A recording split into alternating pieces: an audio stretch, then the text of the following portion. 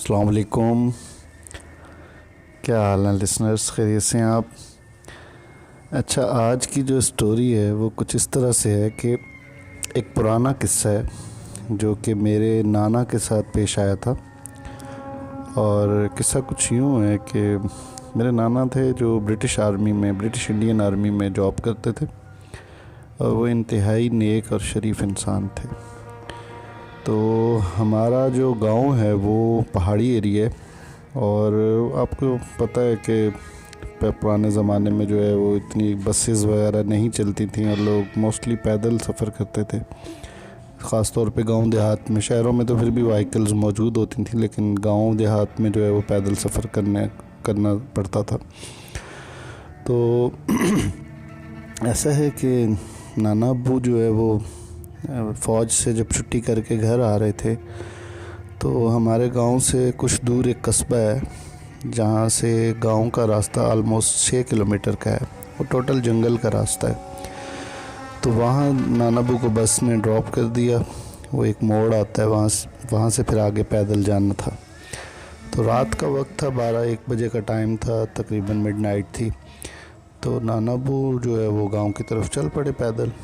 اب اندھیرا گھپ تھا بالکل، اور نانا ابو نے دیکھا کہ ان سے کچھ فرلانگ کے فاصلے پہ دو جو ہے وہ شخص ہیں جو سفید لباس میں ملبوس ہیں، اور انہوں نے ایک لالٹین اٹھا رکھی۔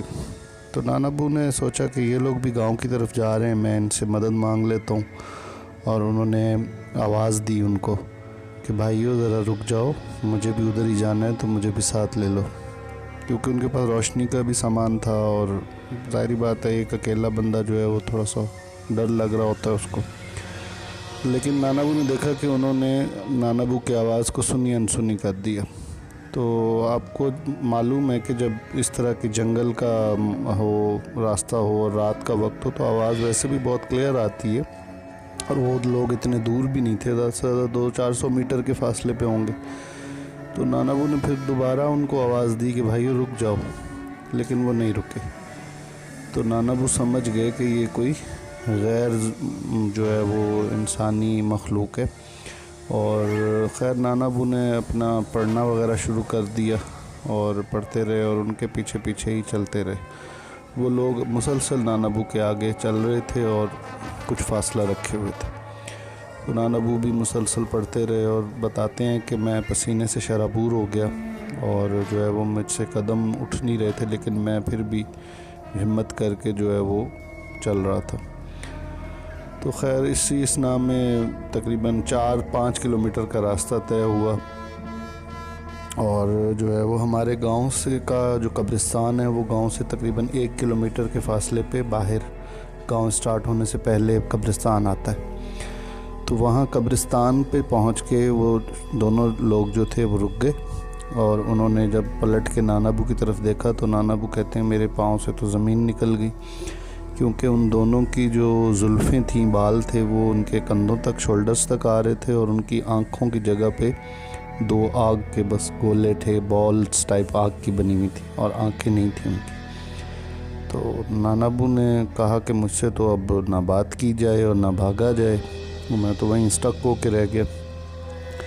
خیر وہ دونوں جو لوگ تھے انہوں نے گرجدار آواز میں، ڈراؤنی آواز میں نانا ابو کو کہا کہ تم ایک نیک باپ کے بیٹے ہو، اور نیک ہو خود بھی، اور ہم تمہیں ہی راستہ دکھانے کے لیے بھیجے گئے تھے، اور اب وہ تمہارا گاؤں کا راستہ ہے، ادھر چلے جاؤ اور پیچھے مڑ کے نہیں دیکھنا، اگر تم نیک نہ ہوتے تو ہم تمہاری گردن مروڑ دیتے۔ اور بہت سخت لہجے میں انہوں نے یہ بات کہی، اور وہ یہ کہہ کر قبرستان کے اندر کی طرف چلے گئے۔ خیر نانا ابو نے بولا کہ مجھے تقریباً 5 منٹ تو لگے کہ میں وہاں اپنے جو ہے وہ اوزان کو بحال کیا، اور پھر جو ہے وہ نانا ابو گاؤں کی طرف آئے، اور نانا ابو کو بخار ہو گیا آ کے، اور سو گئے بہت۔ اگلے دن بھی ان کی طبیعت کافی خراب رہی۔ تو وقت کے ساتھ پھر انہوں نے اس واقعے کو میری والدہ کو سنایا، اور والدہ نے آگے سے ہمیں سنایا، تو میں آج آپ کے گوش گزار کر رہا ہوں۔